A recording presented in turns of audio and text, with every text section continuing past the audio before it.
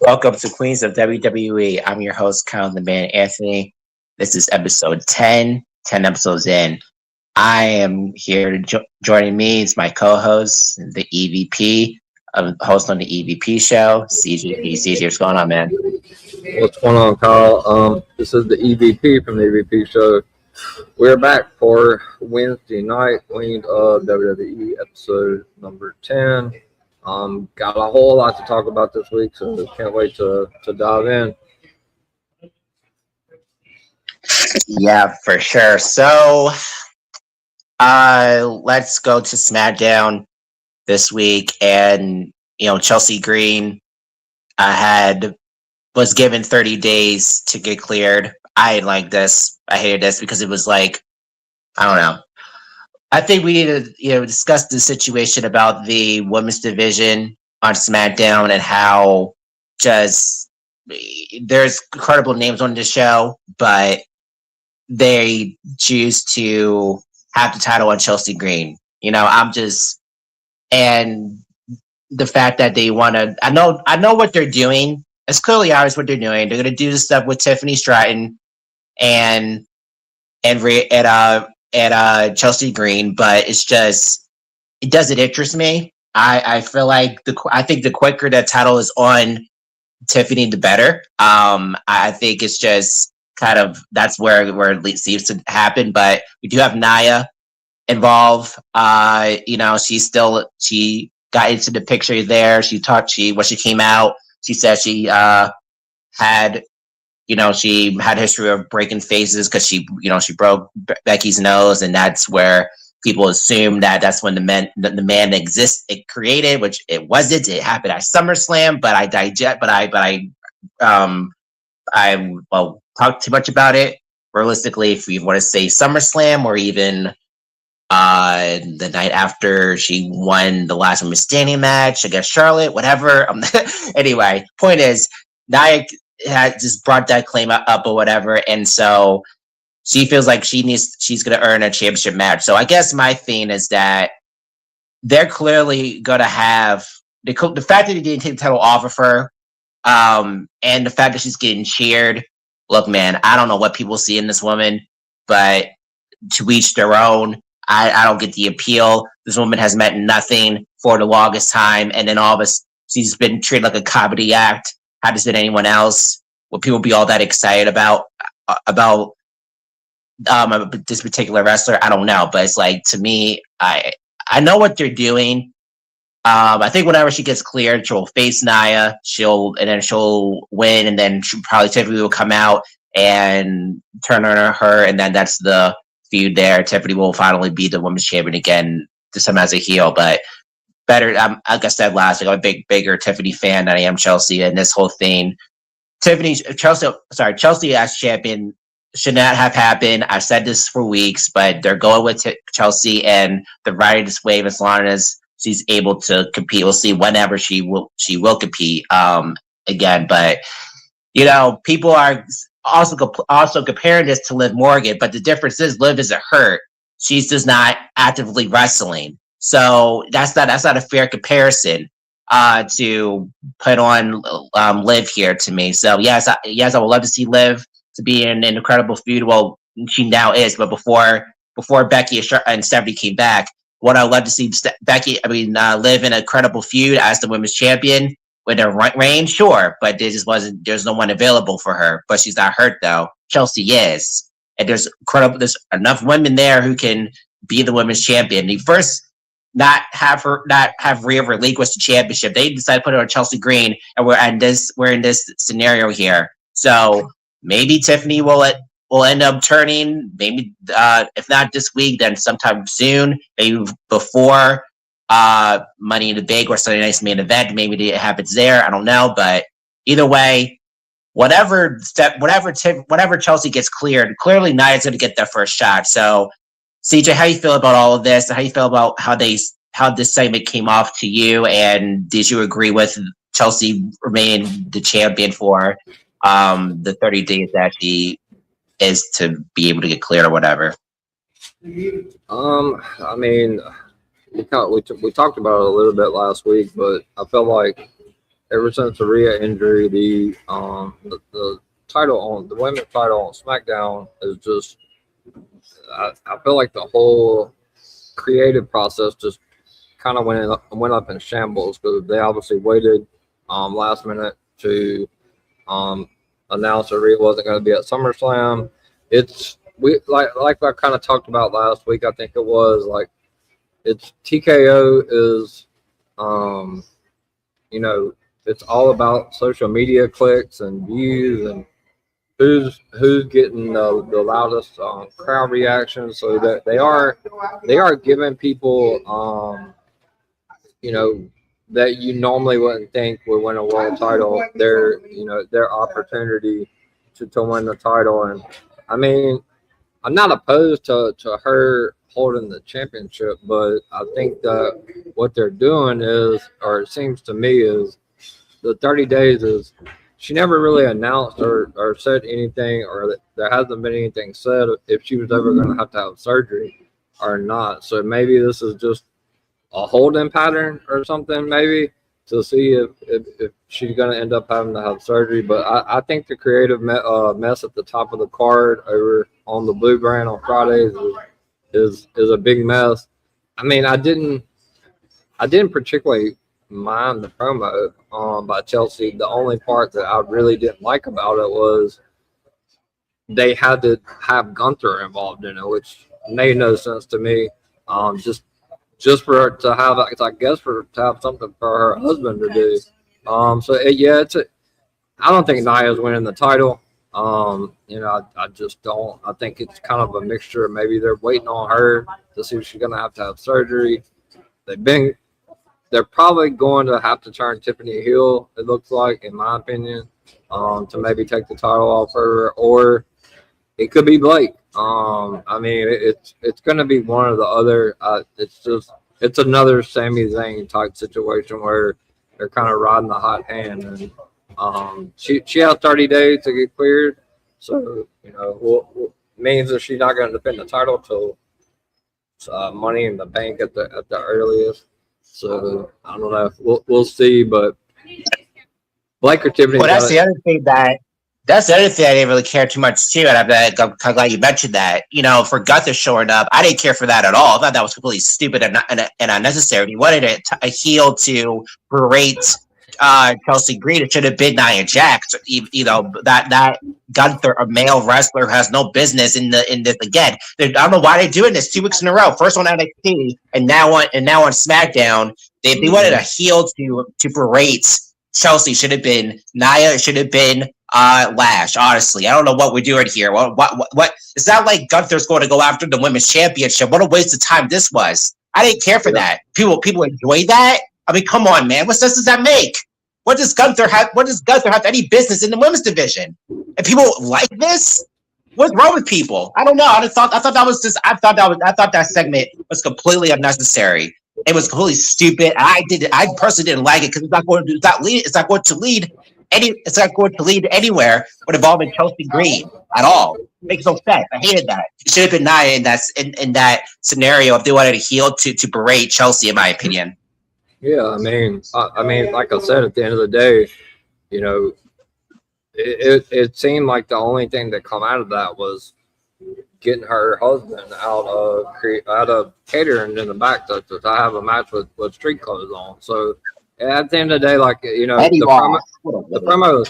promo is fine.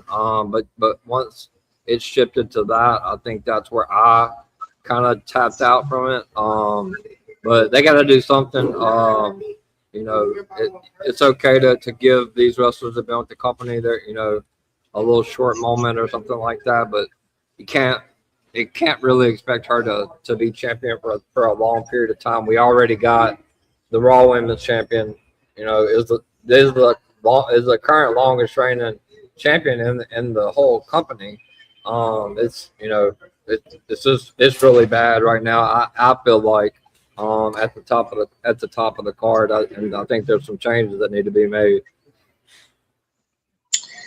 Yeah, well, let's move on to Alexa Bliss and Charlotte and Tatum Paxton doing a backstage segment. This was their big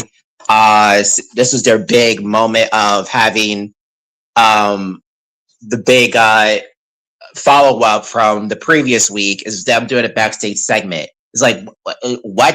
It's like you had. I think they did a similar thing with Jade and BFAB and Meechit as well, and with them doing. I don't know if it happened last week or not, but them doing backstage segments. What are we doing here? This is what the best follow up is. They should have done something in the ring. Had Tatum say something in the ring with having. If they wanted to do this segment, they should have just had them in the ring and have them go back and forth together in the ring, and then it would have been interesting to see Jade and BFAB and me had to show up to create some type of issue, and then to create a 6-woman tag match at that moment. And then, well, I don't know if Alexa's clear. That's the other thing, so never mind. But it's the first. But they wanted to do that segment. Should have followed up on it on the show itself, not during the backstage segment. Because what sense does that make to me? I don't know. That's just the problem there. I just feel like they wanted to do that segment. It should have been in front of the crowd instead of backstage. I don't know where we're going with this at this point. I'm just God.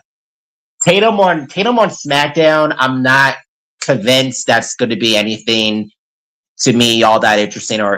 She should have been on Raw to do something with Lyra, because that's the story that makes the most sense to me. I know that she just like I said last week.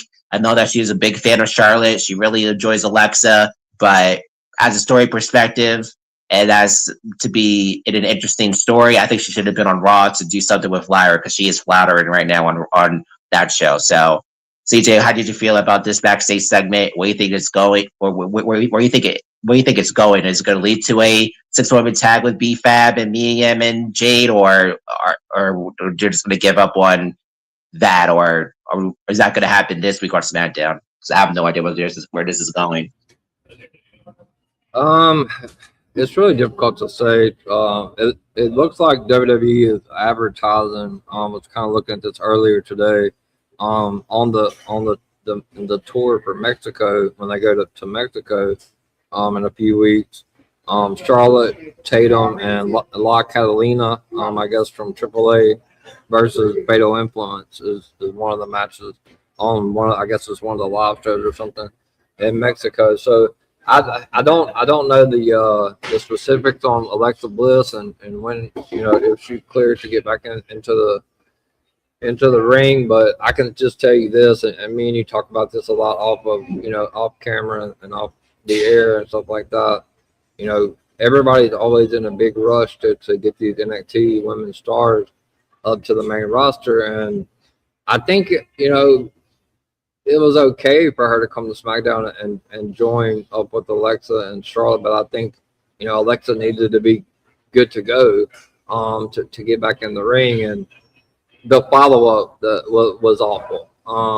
You had them in a closet with a bunch of voodoo type stuff. Like, I don't know, it didn't hit for me. That it definitely should have been more of a follow-up with obviously Jade and them talked about Charlotte and Tatum and Alexa in their promo Friday, and they didn't really talk about it. They were just looking at all this weird voodoo type stuff in the closet where Tatum was sitting. So I don't know if they WWE sometimes loses focus on what they're doing, and it's a case where I worry about these women that's coming up that are big stars in NXT.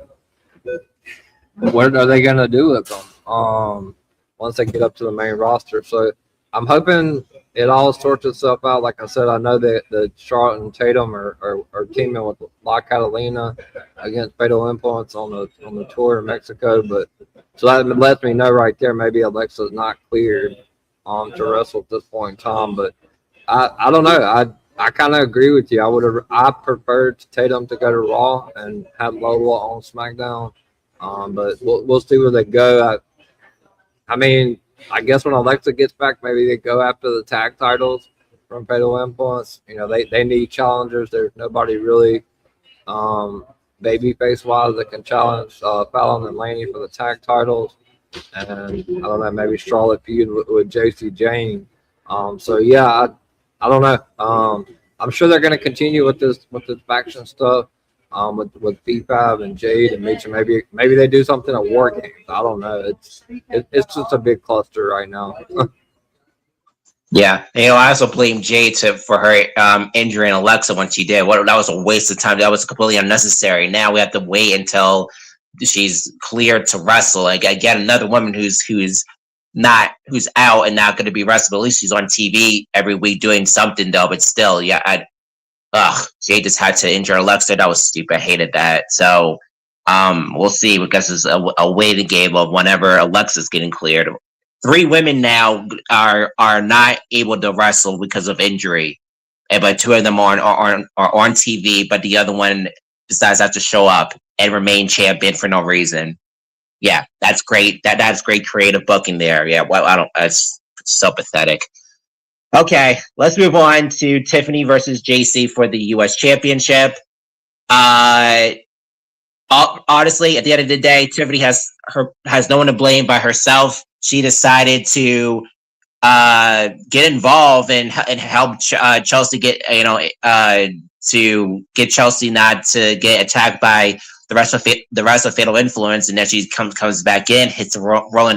JC hits a rolling elbow for the win, and Jace is the new United States champion. So the entire all of a Fatal Influence has all the gold, and so that's fine. That's fine. I think Tiffany should she's definitely a women's championship contender all day, every day. And I think and so if this ends up having her turn heel, then fine, great. I kind of this a little bit earlier. Chelsea should never. I stand by this. I said it 3,000 times. She should never win that title at SummerSlam. It should have been Tiffany.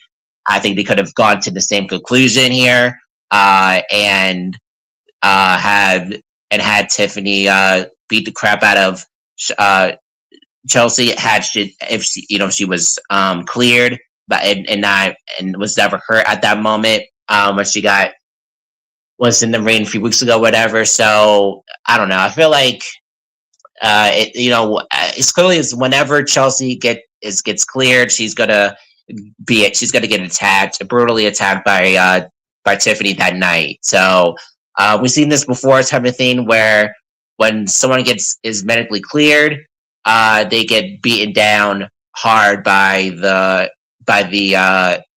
heel that they're going to be in the feud with. I think back to Edge, I guess, honestly, when he came back and he thought he was going to be not be able to be clear. He got not clear, but then he did. He got beaten down by Randy Orton, and that was the major program that happened in 2020. So I can see a similar thing here, where she just that Tiffany just beats the crap out of Chelsea whenever she's cleared, and then we're off with the races with Chelsea as the heel, and we'll see how fans react to her. Honestly, we'll see how fans react to Chelsea this week on SmackDown, because that was 1 week. Will she get the same reaction next week if she's there? I'm not. Who knows? So I guess we'll wait and see. But I think having JC winning the title was the right move, and this will be a good thing for Tiffany too if she does turn heel, because I know a lot of people,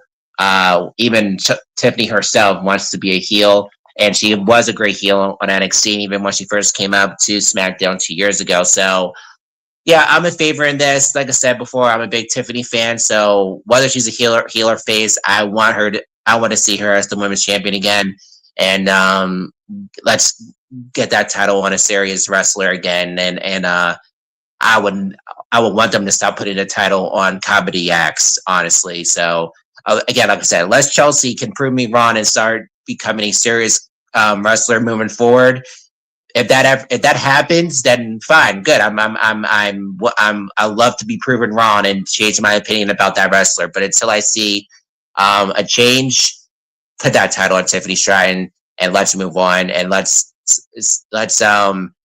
restart again with a heel champion in Tiffany Stratton. And if the destination is for Rhea to be the champion, to remain the champion, then fine. Again, the whole women's division on SmackDown is a mess because it's so convoluted, and it always goes back to Rhea's injury. I always have to mention it because it's just accurate. Look where we are right now. It's so convoluted, unnecessarily convoluted, and like I said so many times, they should have put the title on Tiffany Stratton at SummerSlam when they had the chance to, and we could have came to the same conclusion between the feud between Tiffany and Chelsea if they wanted to, but Tiffany would have been the champion, and Chelsea would have been the babyface and to chase her or whatever. So that's how I would have done it if they were so desperate of having Chelsea in the title picture here. But anyway, that's how I feel about it. CJ, how you feel about this, and then another thing too, where does Fatal Influence go from here after this? Like, what do they do now? They have all the gold pretty much, and what are you going to do moving forward as the group with all the championships, with the tag team championships and the United States Championship? Go ahead, CJ.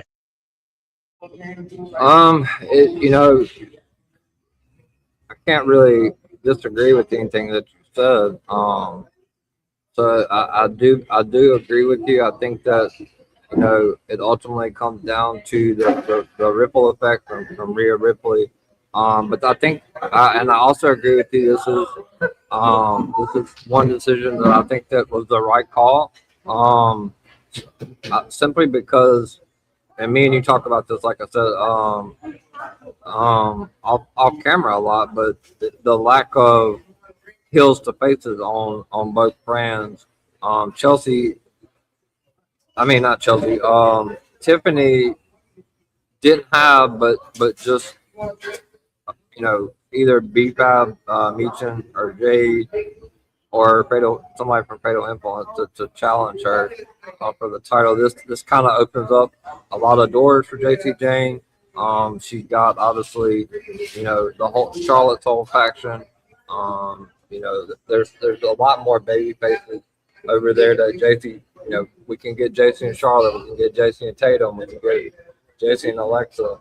So there's a lot of feuds that obviously they might run JC and Tiffany again. So I think that was the right call. One thing that I will say, a lot of people were complaining. SmackDown was 3 hours, and now it's 2 hours. So they're trying to get as many wrestlers, as many people involved on the TV show as they can. But ultimately, my biggest complaint I think is they're not getting enough time. I mean, all the matches were under 10 minutes. The JCB with the Rolling Encore, which is fine. I think like I said, definitely the right call, because I believe Tiffany or Blake is going to either be together and one of them wins the women's title from Chelsea, or we'll see how they go with it. Definitely the right call. And where does Fatal Influence kind of go from here? Like I said, that's 3 opponents right there off the top of my head for JC. She can be with them for the U.S. title. Those would be good matches, stuff we want to see. And as far as Fallon and Laney, kind of have to go back to Charlotte's faction again of Alexa and Tatum, or Charlotte and Tatum, or they're very limited over there because they're not putting enough people on TV. So I don't see anybody being able to beat Fatal Influence for the tag titles besides Charlotte's faction, because who else is there? So. Well, at the end of the day, though, too, another thing, too, by the way, is that there's no tag teams in the women's division. You already have the U.S. title and the IC title.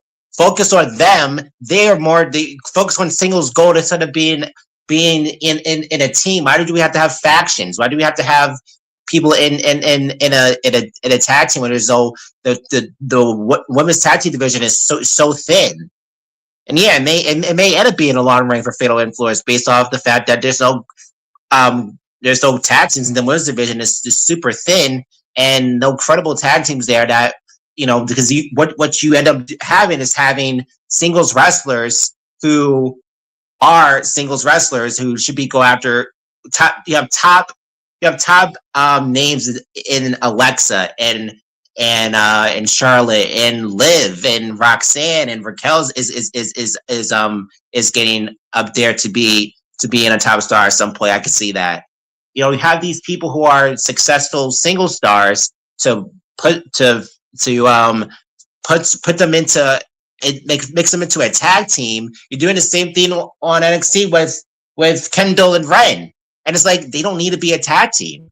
I enjoyed Kendall and Ren as a team. They're great. They're great friends. But at the end of the day, Kendall's a singles wrestler and Ren is a singles wrestler. So I think looking back, I kind of wish that the Women's United States Championship and the Women's IC Championship existed back in 2019, and they would have created that then, and we wouldn't be in this situation. Because why do they have to be so similar with the men? They could have just had both women's championships on both shows. One show has the IC title and the other show has the US title, and that's it. You don't have to deal with any. You don't have to deal with them having tag team championships. I think they could have just had the 3 championships and that's it, or I guess the 4 championships and that's it. They didn't need a 5th. So that's how I feel about it. Did you have any thoughts before I said? I mean, I agree. Like I said, it's the lack of depth that they have on both shows. It's just, and then you got all this talent, backstage or wherever they are, not doing anything. Yeah, I mean, I agree with everything you said. I'm sure you're going to talk about it, when we get to Raw, but we just need a shake up. We definitely need a shake up.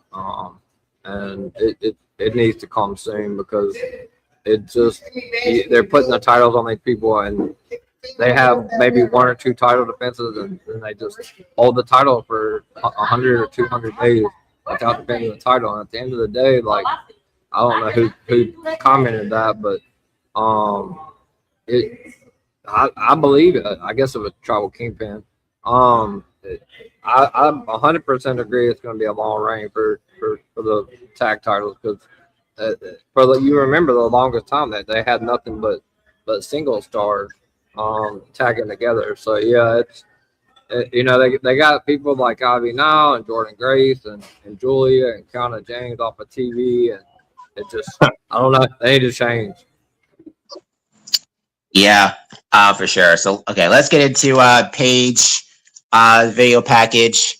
She says she says she wants revenge on Nikki Bella, and then Paige I think Paige is gonna show up next week. She kind of mentioned that on social media, so that's great, because I miss Paige. I miss her on TV. So, but it does make me sad because she's gonna be in a reign with Nikki Bella. It's like, oh, that's the thing, man. I just hate the fact that Paige is relevant to be in a reign with freaking Nikki Bella for no reason.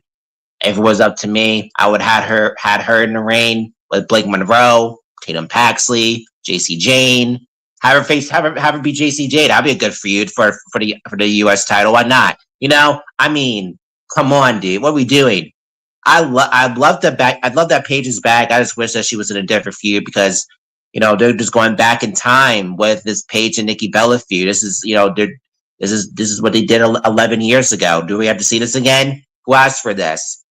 So the quicker they do this feud and get it over with, the better. And I would love to see Paige and JC Jade start off with a feud. I think that'd be perfect for JC to have to work with someone like Paige, who has done it and has been has put the women's division on the map, when she was the first woman who started to get me invested into the women's division because of what she did within her character, and especially with her feud with AJ Lee. So for JC to be in a ring with Paige, I think that'll be a great thing for JC's character and her being even better in the ring. So let's see that feud flourish for headed into the fall. So CJ, how you feel about this? About the video package, and how you feel about Paige going forward, hopefully to go after JC Jane in the U.S. Championship in the future? You know, we talked about this at great length. I believe before last week's show or something. Uh, it goes back to another injury. With Brie Bella getting hurt.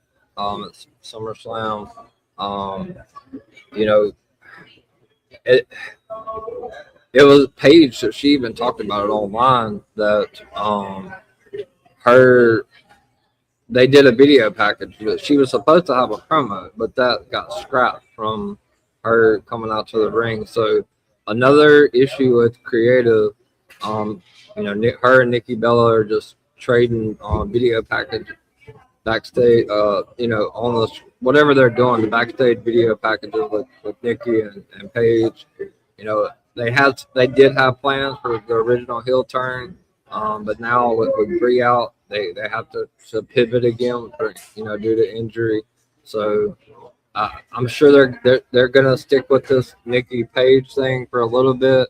But Paige is definitely somebody that can be a big time challenger for JC Jane's United States title. But the problem is how long are they going to drag this Nikki Bella and Paige feud out, and just how much TV time are they going to give Paige and Nikki Bella right now? Because, like I said, there's a lot of people that have bigger storylines that they're not getting proper TV time. So it's a 2-hour show, and it feels a lot of it feels really rushed and crammed in. So, but I think Paige said on her podcast or on a podcast or on X, on her X, that she's going to see Nikki this week. So maybe we get some sort of confrontation with them two this week on SmackDown. But ultimately, it's gonna. I don't think their matches are going to be a PLE match, or it shouldn't be, truthfully. But it'll probably happen on SmackDown, truthfully. Yeah, that, or they have a Sunday Night main event I could see too, maybe. If they do it. So I don't know. We'll see. But like I said, whatever they do the match, just do the match, get it over with, have Paige win, and let's move on. And let's have Paige interact with the new women on the show that I've never seen her in the ring with, like JC, like Alexa, like Tatum now, and Blake Monroe. My God, now let's get into that. Blake Monroe finally has a match on SmackDown coming up against Julia this Friday. I want to sing to the gods and say, thank God this woman is going to be wrestling on this show finally after weeks and weeks and weeks and weeks. Really, that's been almost 2 months or something like that. It's been months now. I think since May. So finally, this woman is wrestling now on SmackDown against Julia. I feel bad for Julia. She just turned babyface. They have nothing for her to do. I think she should get traded over to Raw at this point. And even Kiana James. I mean, she's done. Kiana James is completely a waste on SmackDown now. What a wasted partnership that has been between Julia and Kiana James. Because what has Kiana done? She hasn't been on this show. But anyway. Blake, back to Blake here. Love that she's gonna wrestle. I can't wait to see her to have an official match on the show. And let's build all this too. Let's see more Blake Let's see more Blake on in front of the crowd every single week moving forward. They would do a backstage segment, sure, but not every week. So let's have Blake to be in a feud. If it ends up being she has a mini feud with Julia before she ends up having, I don't know, say a feud with maybe Tatum or another low card babyface ad for right now before she's in the ring with Charlotte and Alexa and all these other women that I can't think of right now who are babyface right now. So anyway, I'm glad that she's going to wrestle. And let's build from this moving forward for her having an act and build off this and make a feud off of Julia and Blake for a few weeks before they have an official plan of who she's going to feud with for the majority of the year, I guess. But CJ, how you feel about Blake finally wrestling on SmackDown? I feel like it's about 2 months past time. Blake talked about this. I watched her on the Nikki and Brie podcast. She's always wanted to come to WWE. It's been her dream. She's definitely somebody that's going to get a lot of clicks and a lot of views on social media. She definitely does that when she posts a lot of pictures of herself online. She's really excited to get going. She said she was, she was a little hesitant. It looks like they're going to change her entrance up a little bit with the mirror. I don't think they're going to have that. I think they got to get her out there in front of these live crowds and see, the type of reaction she's going to get. I don't think you can just immediately put her into, in the world title scene. I mean, you can. She's that good in the ring, but they gotta fill it out. I think that they just haven't done a great job with her so far. As far as Julia goes, I mean, she just lost to Mia Yim Michin on main event. So Julia definitely needs to move over to Raw. I think she's cooked, so to speak, on SmackDown, unfortunately. But Blake's a star, and they just. I'm worried. I say this every week on NXT, on my NXT show. Like, they need to keep Kendall Gray down in NXT. They didn't. There's been some people speculating online. Maybe she comes up at the end of the year. Like, I'm worried about Blake Mendoza. She's a huge star. She wrestled over in Japan. She wrestled for AEW, and now she's over in where she always dreamed to be in WWE, and they just haven't delivered with her. But she can be a top of the card. She never won the NXT championship, but she definitely can win the. For me, Kyle, to be honest with you, if they're not going to put her immediately in the title scene, maybe she's a top contender with Roxanne as far as winning the Money in the Bank. That's just my opinion. I think Blake and Roxanne are my top two picks for that. Right. And the other thing too, last thing about Blake I want to say is that, to me, I've heard a lot of people saying that, they thought having Blake Monroe on NXT was a bad call. They thought she should show up on the main roster very quickly. No, why should she? Now, in the main roster that quickly, like, nah, man. I feel like that doesn't work. I think for her being on NXT was the right move. I do agree that she should stay on NXT a little bit longer for her to at least be, she was North American champion, but had a short reign. I think they could have had her be NXT Women's Champion for a while, just because people assumed, because they watched her somewhere else, that she should be on the main roster. That she should be on Raw or SmackDown that second when she was done with her other companies on another when she wrestled other places. They thought that when she came to WWE, she's going to show up on the main roster. I think her being on NXT was a good thing, and I think she should have been down there a little bit longer, based off the fact that she never was the NXT Women's Champion, and she had a short that title run as North American Champion was very short, and so it didn't really didn't lead to nothing. She was even feuding with had that feud with Jordan Grace. That was her really big feud when she was down there, and she had that quick. She had like a few matches with Tatum, and that didn't last long. So I think she should have. It would have been beneficial looking back now that for her to stay on NXT, because what is she doing? What is she doing on SmackDown right now? A whole lot of just talking and vignettes and it's like now she's wrestling, but then what's going to come out of this? Is she going to be interacting with Charlotte or Alexa or whoever? I mean, it's like, I don't know. Are they gonna dust off Jordan Grace and she's gonna show up magically again? I mean, what's gonna happen? Or is she gonna interact with Kiana James? Is that gonna be a thing now? So I don't know. We'll see. But I'm just trying to think what's next after that. I feel like I feel like you're exactly right, Kyle. To be honest with you, I I was it wasn't that I was upset that Blake got called up, but I felt that there was a lot more meat on the bone, so to speak, for her down in NXT. She could have had. This was before Kendall got hot and got the top of the list and top of the card. They could have they could have just brought Saul Ruka and the Fatal Influence up and left Blake down there to hold the.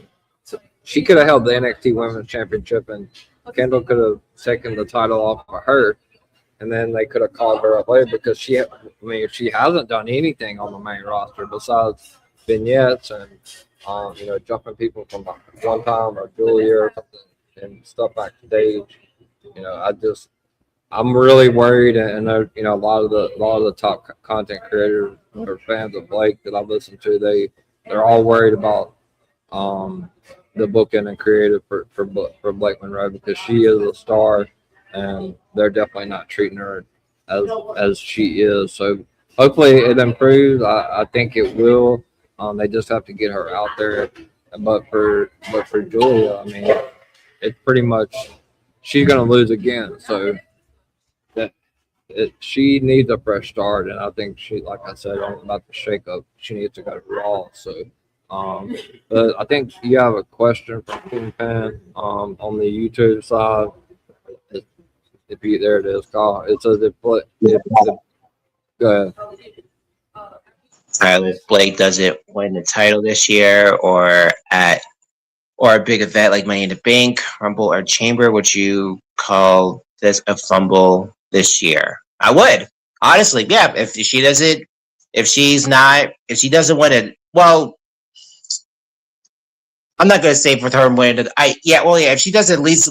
She doesn't at least win the U.S. championship sometime this year, or if she doesn't, I'm not gonna say she doesn't win Money in the Bank. She is a favorite. So that wouldn't be a terrible thing.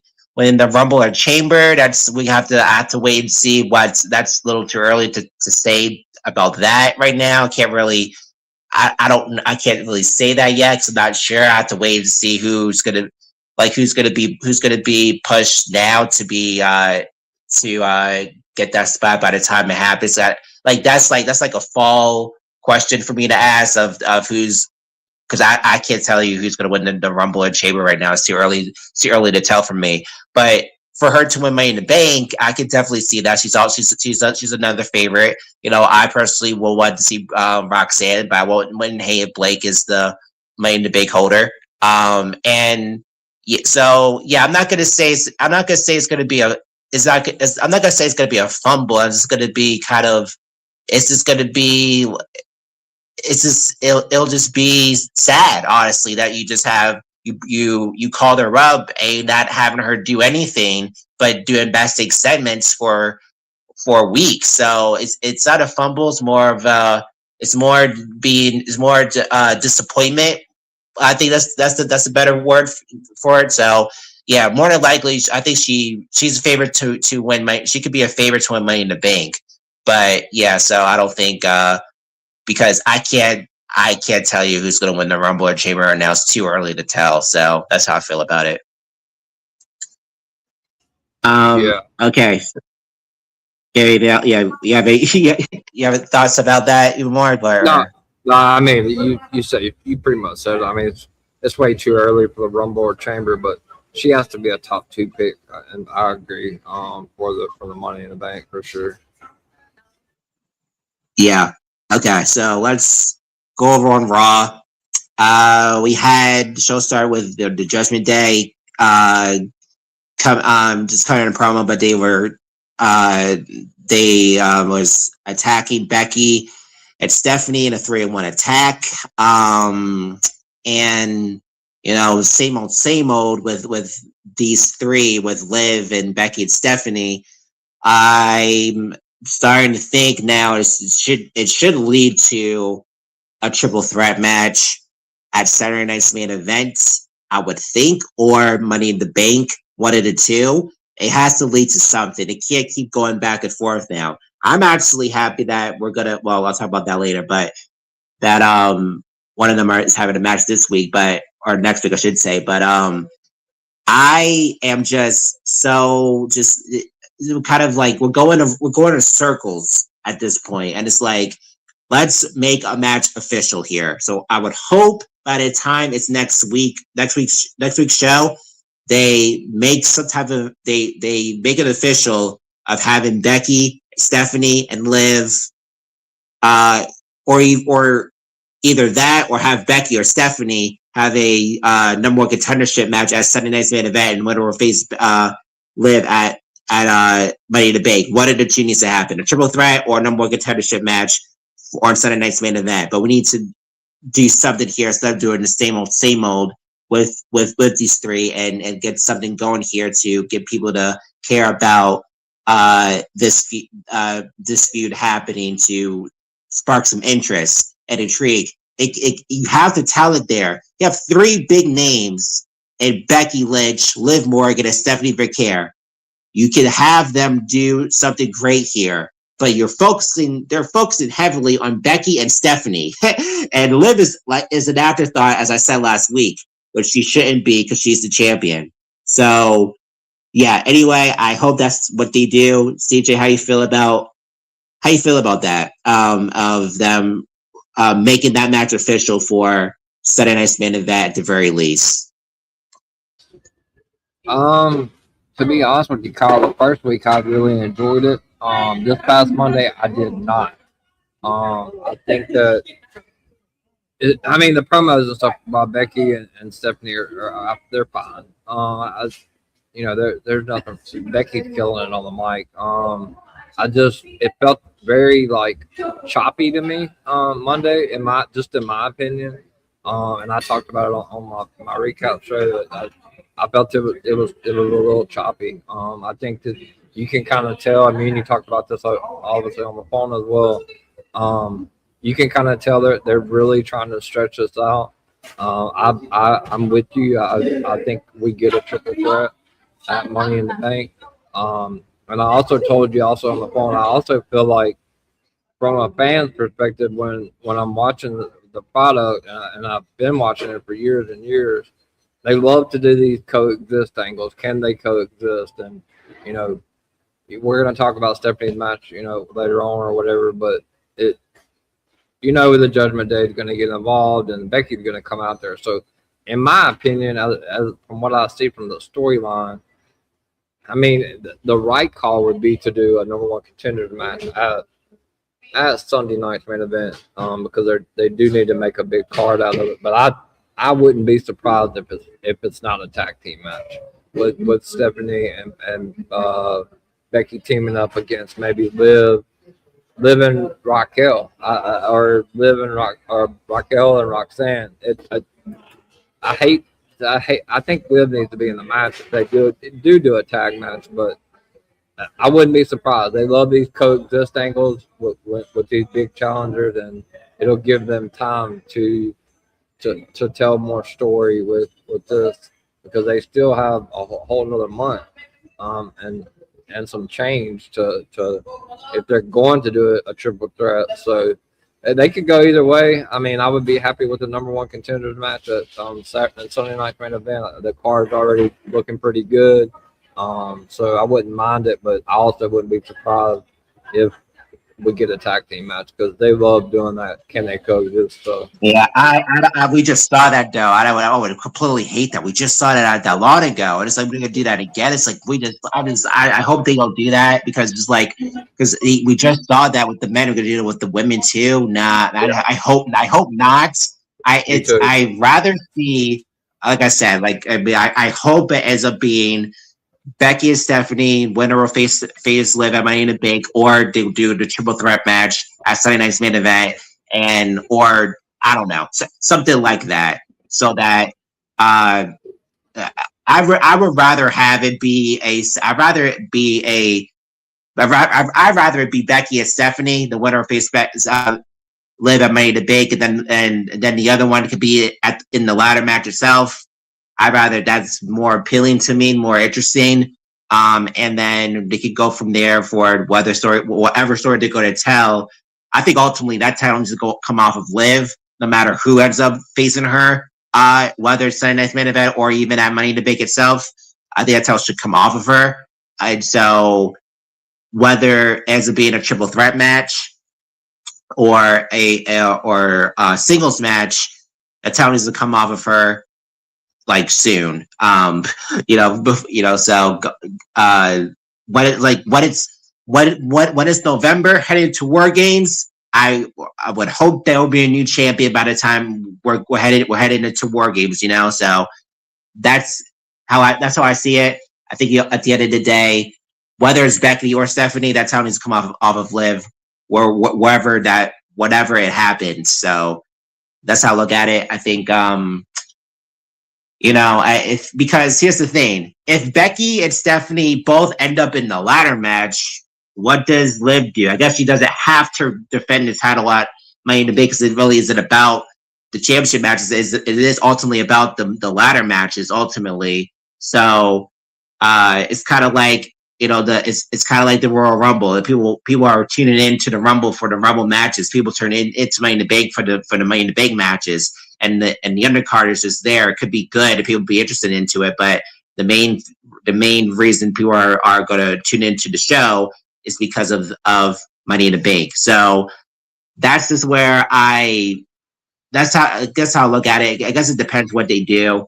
So I'd rather see a triple threat match, or a number one contender match at Sunday Night's Main Event, and winner or face Liv at Money in the Bank, and the other will be in a ladder match itself. So that's how I hope they go down that path instead of doing a tag team match, because I think been there, done that. They do that with the men. I don't want to see that with the women. It's unnecessary. Yeah, I agree with you. Liv is a champion for like 130 days, one title defense. It's I love Liv. I think she's done really great from where she started to where she's at now. But they need to put the title. I feel like they need to put the title on Becky. But what they could do, Kyle, to be truthful, if they did do a triple threat match, it always usually kicks off Money in the Bank, the women's ladder match. Maybe Roxanne wins Money in the Bank and they do the triple threat match, and maybe somehow Liv squeaks it out, but then Roxanne catches in on her. I think any one of those scenarios whether it's a cash in from Roxanne, or I don't think the title is going to get put on Stephanie or Becky title reign. One of those two, I think, is the right call. The title has to come off for her before we get to War Games. So I agree. Right.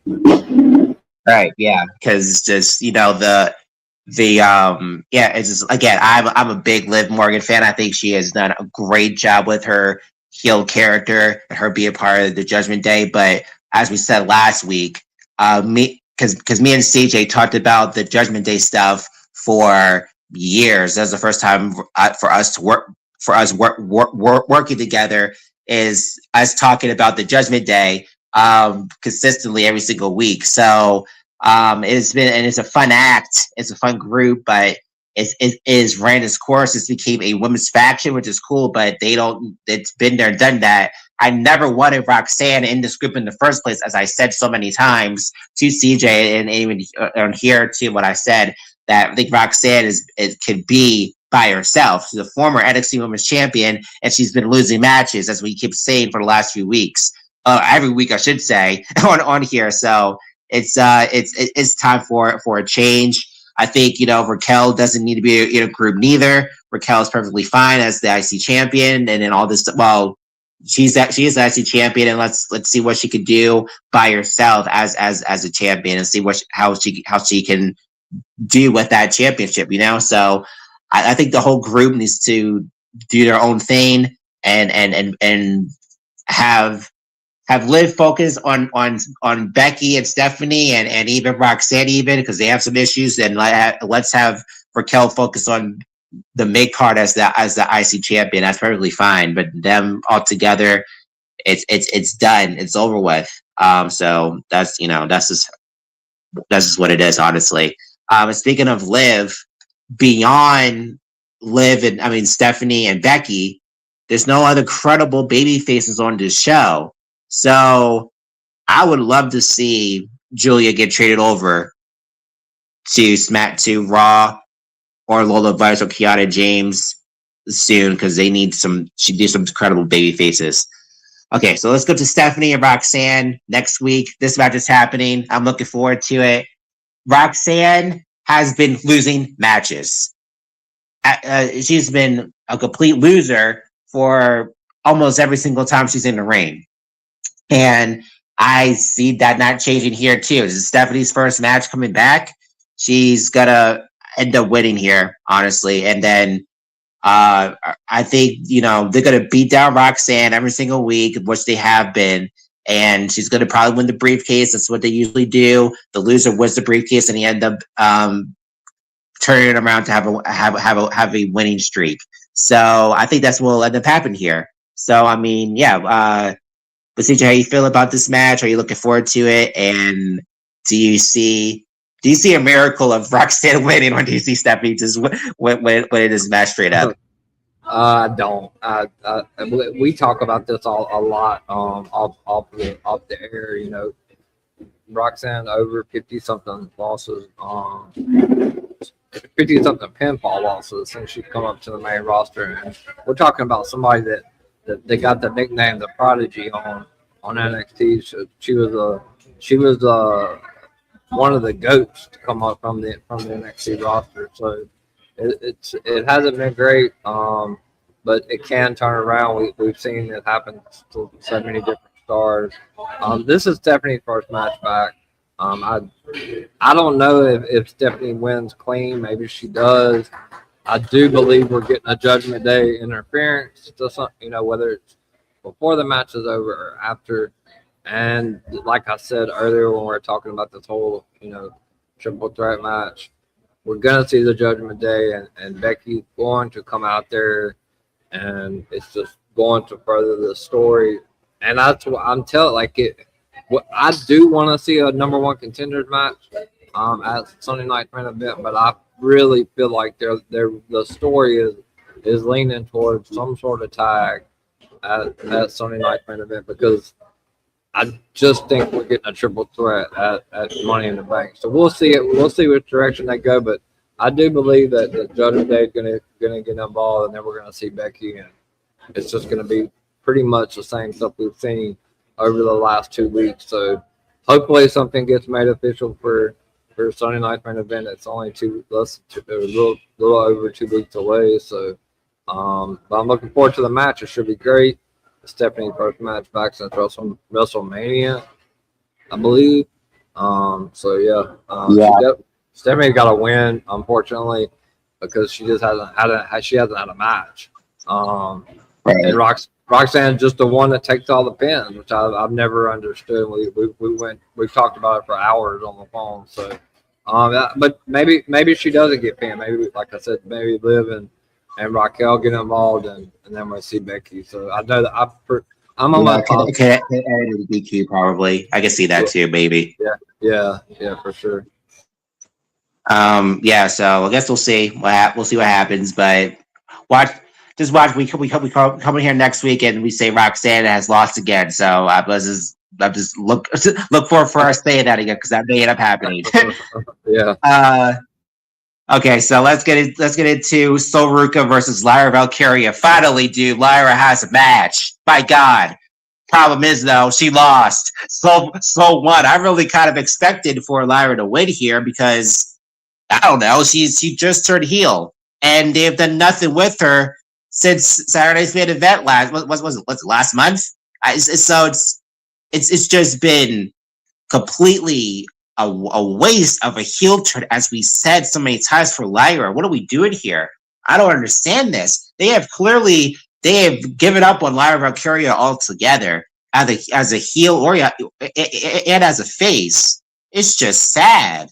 Like, what are we doing here? This woman is just all talk, and then when it comes down to, she's acting crazy. She's being all being super crazy in the head. Honestly, I did enjoy that promo segment she did before the match. itself. I thought that was good. I thought she's doing a good job killing it with her crazy gimmick she's been doing, her crazy character she's been doing on from Monday. But she goes in the very next segment and is for her and Soul having a match, and Soul wins and Lyra lost again. I mean, Lyra just lost. And this is her first match on Raw as a heel as this heel character. What are we doing, man? What's happening?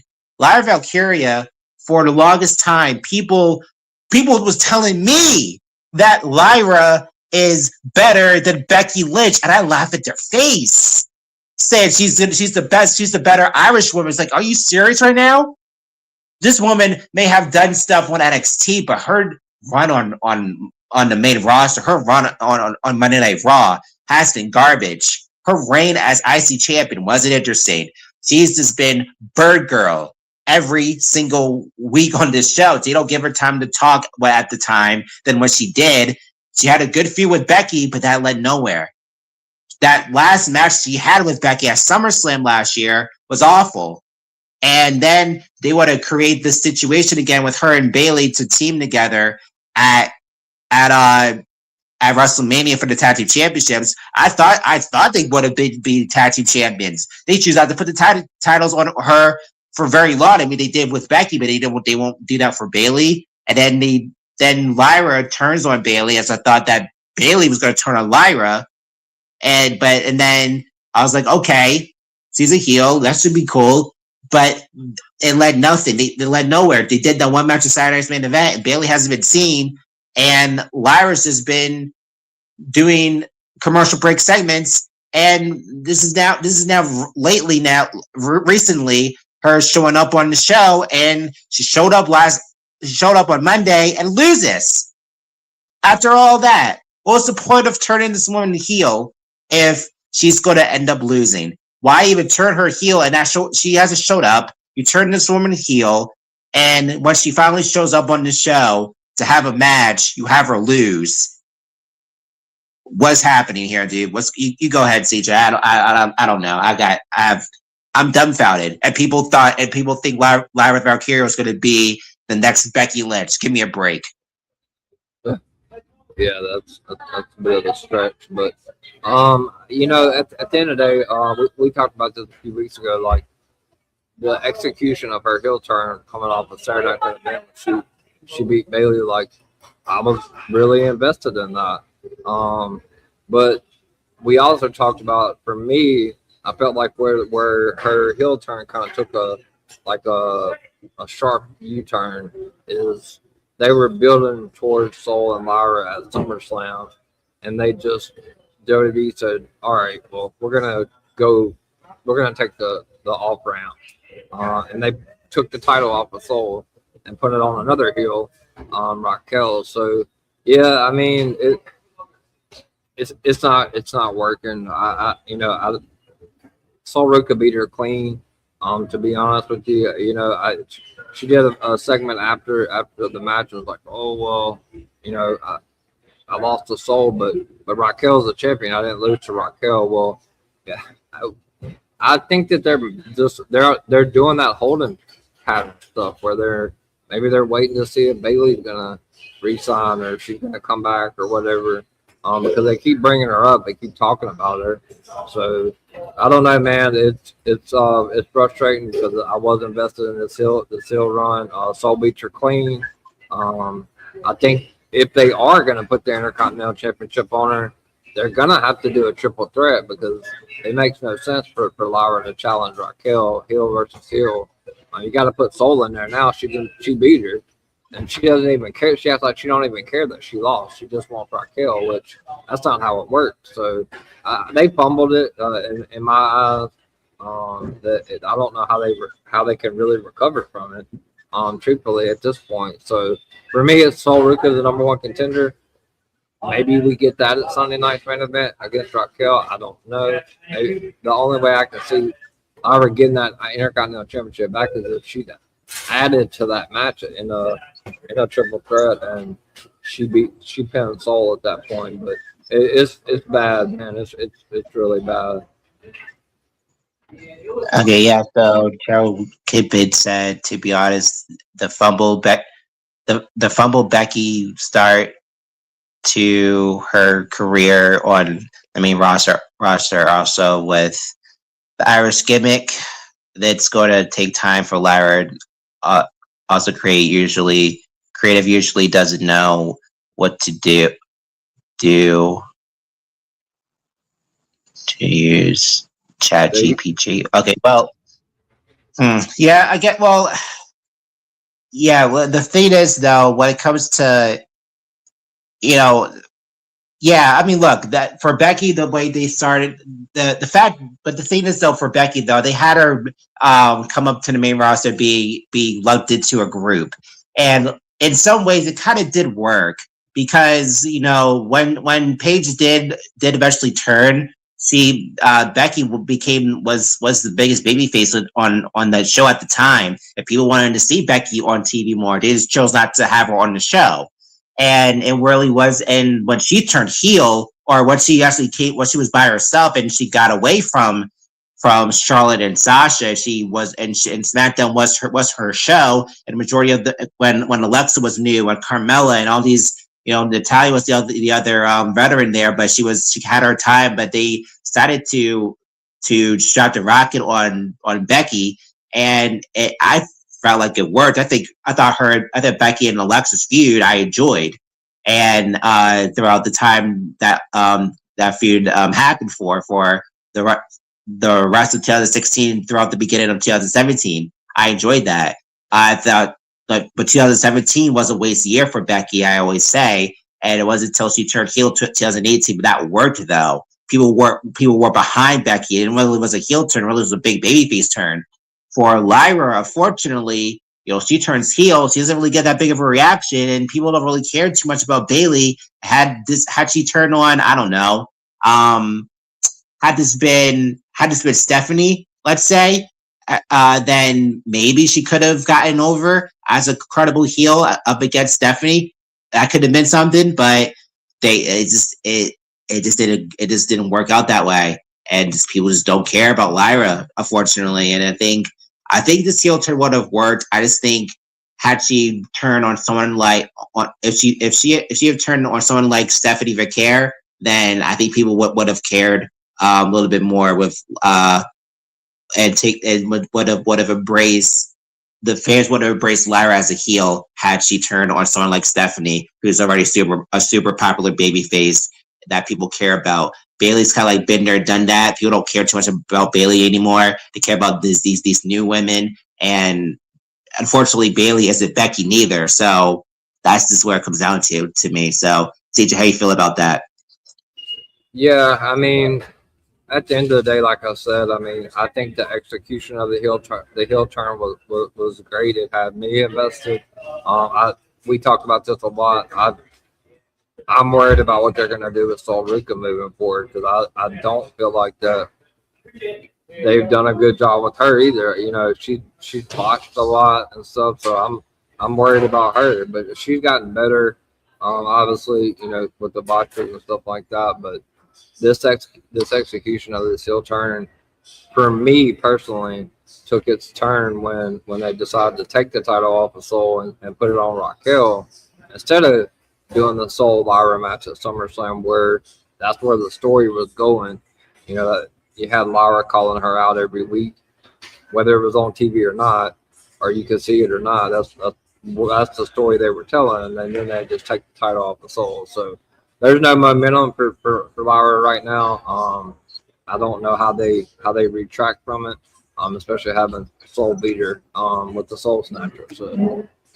And the problem is with Soul too is that Soul just doesn't get a chance to talk either. She's completely what like Soul Ruckus is there just doing matches and doing flips and like not showing her personality on the microphone or anything. And another thing too, there was no Io Sky this week. It was Io. She disappeared after her being the mystery partner, and then Io disappeared this week. Like what? Like I don't know what's going on with the mid card here. I mean, but I thought it would be something with.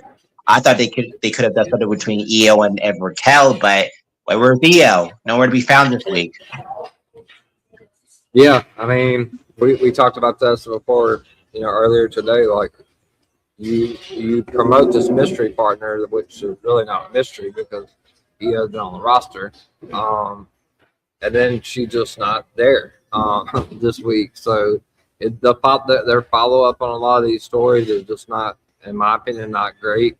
Um, can they recover from it? Yeah, of course they can, but it just seems like they take forever to get to where they need to go. They definitely need, you know, Stephanie McMahon talks about this a lot on her podcast. What really makes you in the business is not what you look like. Well, that obviously helps, but it's what you can do on the microphone. That's how you tell your best story is through your promos. That's why Becky's so good and Charlotte's are so good because they can tell they can tell the story so great through the microphone and get people on TV and in the crowd invested and put that hook out there for people to latch on to. Sol Ruka hasn't talked on the microphone. Stephanie McMahon not great on the mic. These are big things when it comes to the TKO and WWE product to be able to get yourself Roxanne where Perez doesn't get a chance to talk at all. If she can talk, but they don't give her a chance to talk. right. That's what I'm saying. So, until that's why I'm worried about the people that are in NXT right now. Like you can't just rush them up to the main roster because Sol Ruka was definitely one of the top stars down in NXT. She was a legend down there. And then she gets caught up and they immediately put the Intercontinental Championship on her, which I thought was a big mistake too soon. But they don't. They love to rush stuff sometimes. So we'll see. Like I said, the like you said, the mid card division is. They need some more baby faces over there. It's very uneven on Raw. I don't even think it's close. If you compare the Raw to SmackDown to women's division, it's not even close. I think that SmackDown has got a lot more depth. I'm maybe not star power because you got Liv and Becky and Stephanie over on Raw, but there's way more depth on SmackDown. They don't have that on Raw, so they gotta change that. Something that we need to shake up. Yeah, yeah, really on. I agree for sure. Well, we'll see. We'll see what happens for next week on Raw and SmackDown. But let's get into NXT. Last night, we had Thea Hale versus Natalia.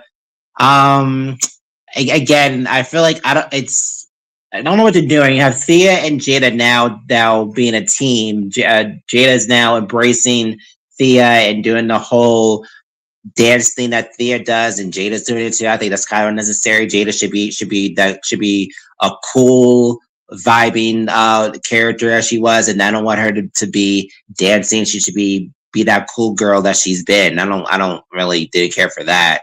And it's cool for Jada to have some backup and have her and Thea to go out to go after Carmen and Nikita and Natalia. But the problem is the focus all their energy on Natty and not on Nikita, who is the Evolve Women's Champion, and Carmen, who has a lot of potential. When the Evolve Championship was on Kendall Gray just last year, she was on TV every week doing something important.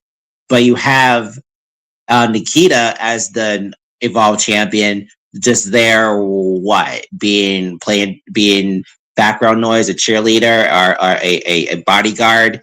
I feel bad, man. I really like Nikita. I really wanted to see more of her in the ring and her character work. I want to see what to hear from her. Carmen, I love Carmen. Get her on the mic. Let's see her in some matches. Honestly, they want to be a tag team. Fine. Why can't we see the women's tag team championships over on NXT?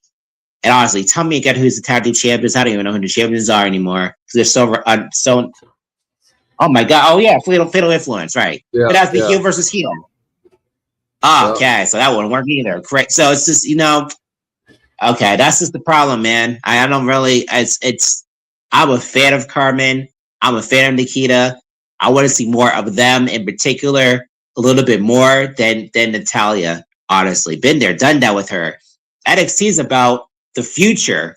I want to see more of Carmen. I want to see more of Nikita. We see a lot of Jada. We see a lot of Thea, which is great. But let's see more of Nikita and Carmen. Why are they not being showcased on these shows every week? I don't understand. What's your thoughts, CJ, about this? What's happening? It's a lot, man. It's a big huge mess. This has been going on for a while. Obviously Natty, you know, had a long story with Jada before they actually even had a match, and then, Natty won the first match, and Jada won the second match with Thea Hell throwing the towel in. Obviously, you got Thea challenging Nikita tonight on WWE Evolve for the women's WWE Evolve Championship. So, I mean, it is good TV time for Thea.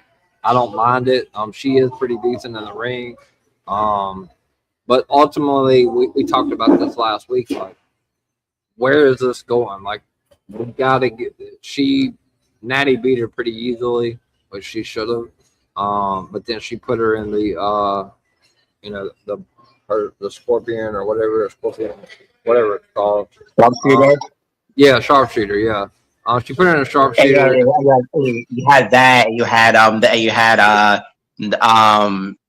had Carmen and Nikita hold back of Yeah. Carmen, and Jada, and Yeah. it's like, come on, man. What like we see this so many times with heels and baby faces getting upper hand, all this stuff. We've seen this so many times. Like, I don't care, man. Mm-hmm. Get Carmen and Nikita on something different. Don't have them be the lackeys. Yeah, they got this. This story's been going on for way too long. Ultimately, like I talked about, I think you asked me last week. We just need the third match with Natty and Jada. That's definitely where they're going with it. It looks like from a storyline perspective. I think they need to do something in Heat Wave. Maybe do a stipulation match or something like that, and then you gotta move on from this. You gotta get Nikita and Carmen. They're featuring Carmen a lot on AAA, but you got to get her in the ring too. Like you got the WWE Women's Evolve Championship over there acting like a cheerleader. But it is Natty at the end of the day. So like I said, I am happy for what she does for the NXT talent, but this story's been going on for way too long. We need the third match, and Jada can move on to maybe it's Aria or something like that for the women's NXT North American Championship. Yeah, and look, also at the end of the day, NXT is for up and coming stars to get featured, and not Natalia's already a made woman already. She doesn't need to be on the show consistently.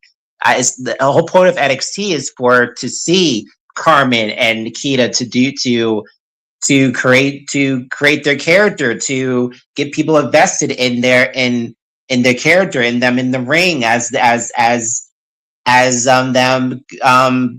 being incredible characters, just have them get invested in what they have to say during promo segments. That's the whole point of NXT, to get these women over, so when they end up on the main roster, people will care about them. Not having someone who's already a made woman for years to be the main focus in a group that shouldn't be even a thing. If they want to have Nikita and Carmen as a tag team, fine. But let's see more of them. Let's hear what they have to say. How do they feel about how do they feel about Jada Parker and Thea Hale?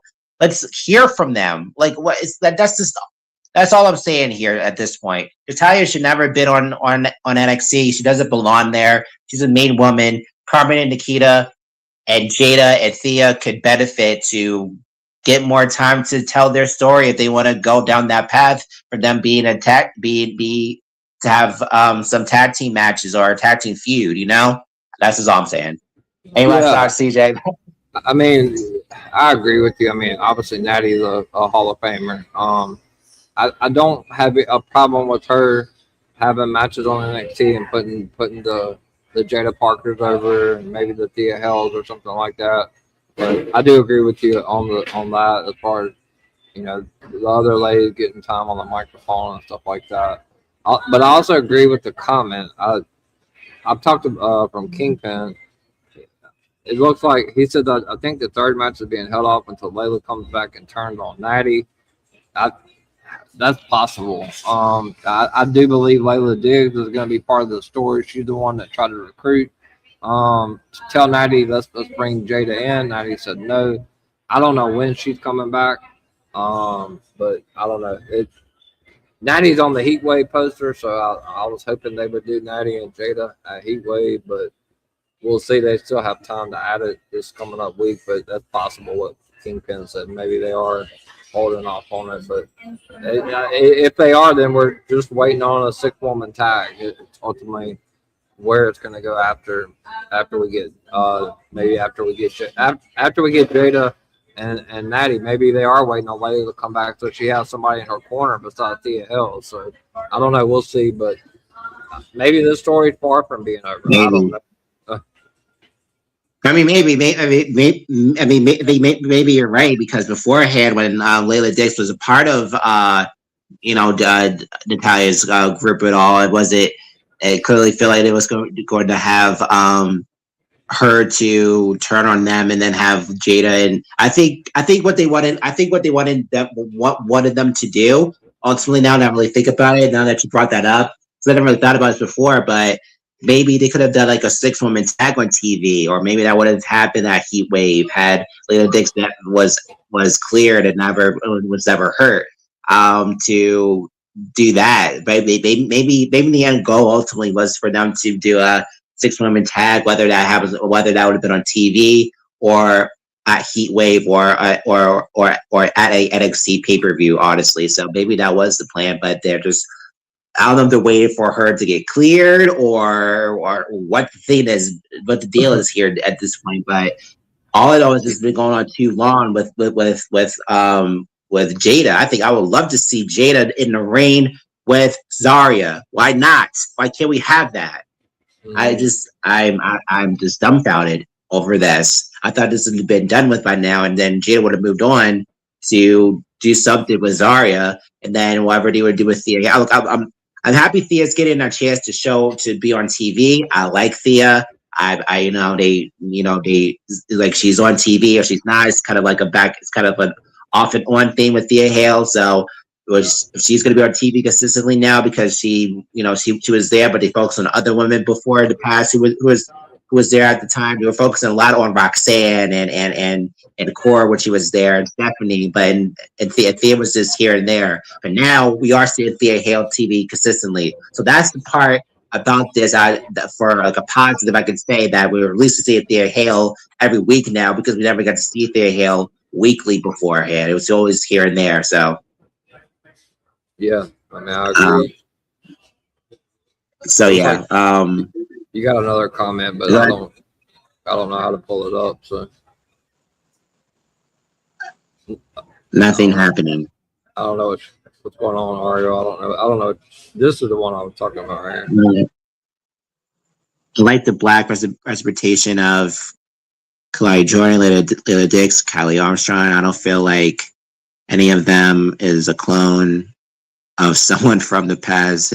They each had their own unique traits and skills on the mic. Yeah, I agree. Yeah, I mean, look, we'll get into that right now. I'll kind of weave into that with Kendall Gray versus Sinclair versus Kalai Jordan and Kylie Armstrong. I kind of agree. I think I watched I think it was on social media. This is like last week or something, where Callie and when Callie and Kalani were just playing up backstage. It's probably Jordan. It was probably like a TikTok or something.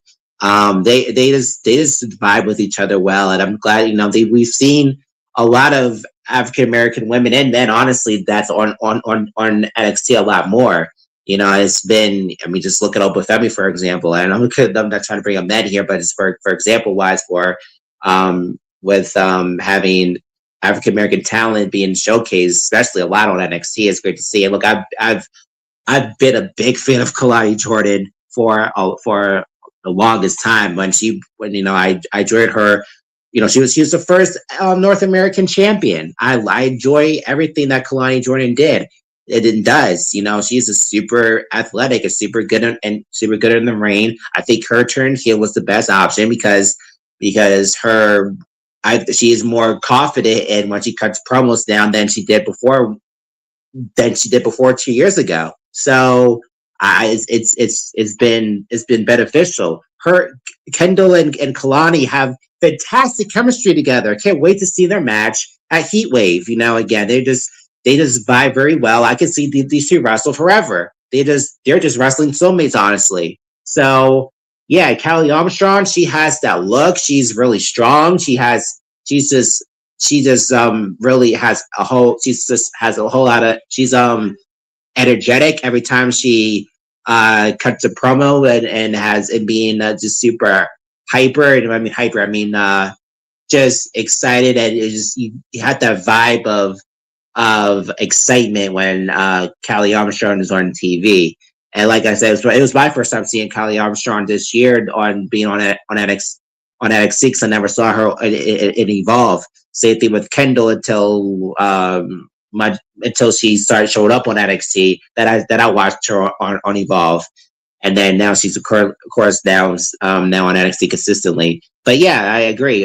Like I said, Claudia Jordan, in particular, for me, has been really the standout, and honestly, I've really enjoyed her. I really enjoyed her growth just from these last 2 years. It's amazing how quickly she changed from how she was 2 years ago to where she is now. It's very similar how I felt about Roxanne Perez. I felt the same way of how from her as a baby face to a heel.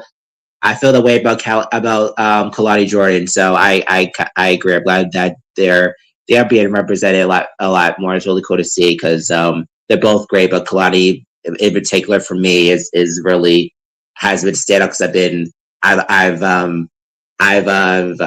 watched Kalani more throughout the last few years. So yeah, CJ, any thoughts about that? I mean, no, you pretty much nailed it on that, man. I agree. Yeah. So yeah, let's get into the match between Kendall and Ren Sinclair versus Kalani Jordan and Callie Armstrong. I thought the match was good. I know Kendall was playing off the ear injury still. It was that kind of backfired, and Callie pinned Red Sinclair, who's the speed champion, and so you would think she would go after the speed championship. But what was interesting though is that I think it was after the match happened. There was a backstage segment with Callie Armstrong and Zarya, who said that if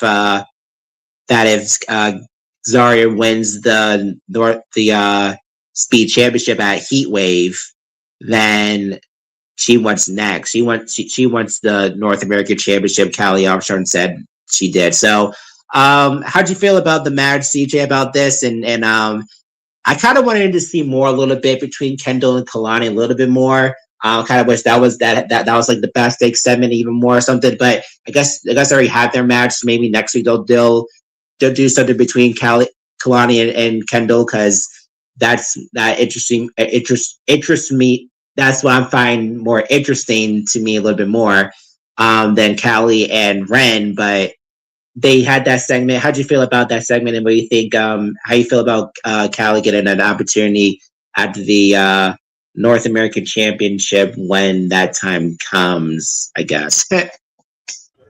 I mean, the match was fine. I mean, anytime you get those four in there, it's going to be great. A lot of history with Kendall and Callie. You already know how I feel about Kendall. She's a star already. Hopefully they continue on the right path with her. But the match was fine. Like I said, I don't know 100%, but Kendall's definitely playing up the ear injury. It's a lot of intertwining here on NXT. They kind of like to do that. I'm looking forward to, the match was fine. They definitely showcased Callie Armstrong, let her get the pin on Ren. It's setting up Callie versus Zarya next week on NXT, and now they're unifying the Speed title and the Women's North American Championship. So if Callie beats Zarya next week, then she will be added to the Ren Zarya match at Heatwave. So that's probably where they go. I don't know if they have Callie beat Zarya. We'll see. It's just weird that Callie was wanting to go after Kendall, and now all of a sudden she's going after Zarya. But I don't find anything wrong with it. I think both of those matches are going to be incredible at Heatwave. But like you said, I think earlier to me before we went live, they're definitely unifying. They're unifying the title. So for me, it looks like they're trying to have Zarya follow in Soul's footsteps, which I don't like that. I think they And as I said last week, I thought I kind of like as I said last week, I was like that's just completely stupid. I said I said last week, Zarya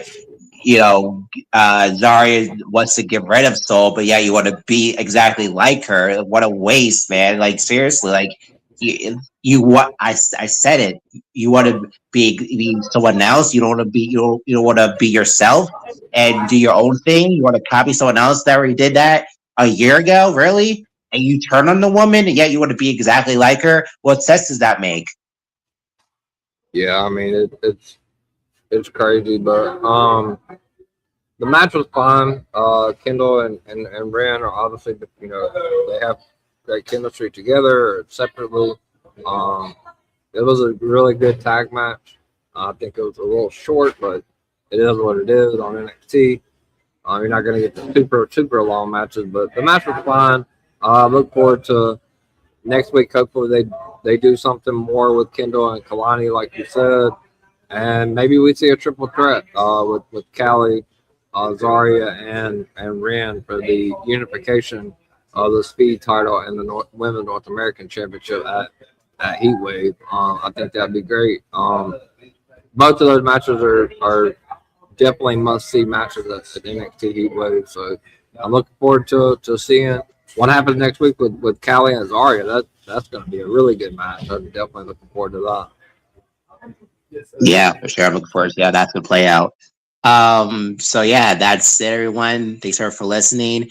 CJ, tell everyone where they can find you, what's going on with you for the rest of the week. Yeah, appreciate it, man. Like I said, this is the 10th episode, so we're in double digits already. Crazy. Definitely one of my favorite shows. I get to step away from my channel and talk about the women's division. But yeah, if you're looking for me, you can find me on X and Instagram at EVP2JP. On TikTok, you can find me at Brady the Goat 21. And more importantly, last but not least, you can find me on my YouTube channel. You can find it on any of my social media platforms, but if you're looking for it, you can just type in at the EVP show. Tomorrow night, I'll be live at 9:30 p.m. Eastern Time for the Big Brother Season 28 Week 6 recap show, and then I'm back Friday night at 10:30 p.m. Eastern Time for the SmackDown recap show. And then I close the week out Sunday with Sunday Night Scoops with the EVP at 6 p.m. Eastern Time. So that's my schedule for the rest of the week. I enjoyed it. Great discussion today, and obviously we'll be back to get you guys ready for Heatwave next Wednesday for episode 11. So thank you.